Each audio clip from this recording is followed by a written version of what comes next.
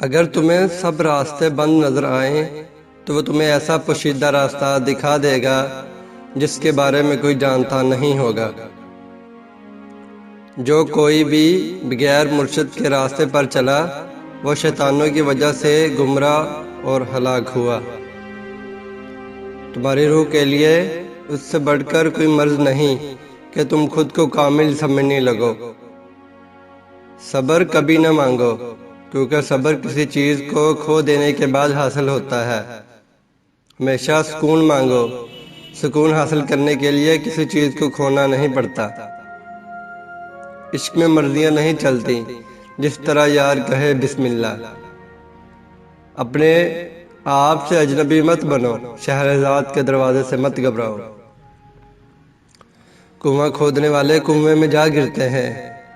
کوئی برا آدمی سزا پائے بغیر نہیں رہتا اور اچھائی جزا پائے بغیر نہیں ہوتی۔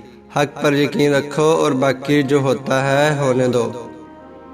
پرسکون وہ ہے جس کو کم یا زیادہ کی فکر نہیں۔ اپنی چالاکی بیچ دو اور حیرانگی خرید لو۔ دل میں بغض، پیٹ میں حرام اور طواف پہ طواف۔ کعبہ خود چکر میں ہے کہ یہ لوگ کس چکر میں ہیں۔ درد کا علاج صرف درد ہے۔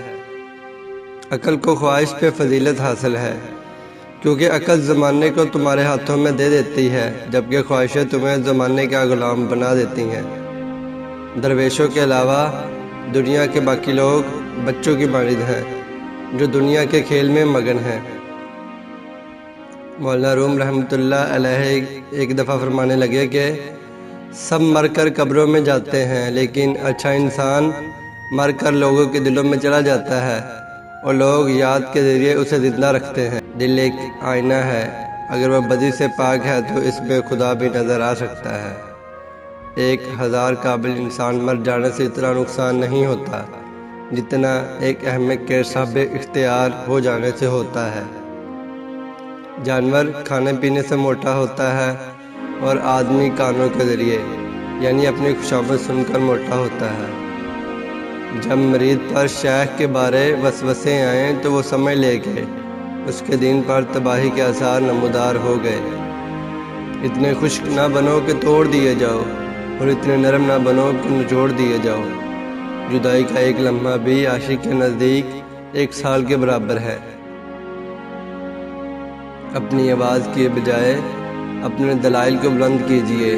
پھول بادل کے گرجنے سے نہیں برسنے سے اگتے ہیں۔ جو خوبصورتی تم مجھ میں دیکھتے ہو وہ دراصل تمہارا ہی عکس ہے۔ خاموش رہو، صرف خدا ہی تمہارے دل کا بوجھ ہلکا کر سکتا ہے۔ اس دنیا میں کوئی خزانہ سانپ کے بغیر، کوئی پھول کانٹے کے بغیر اور کوئی خوشی غم کے بغیر نہیں۔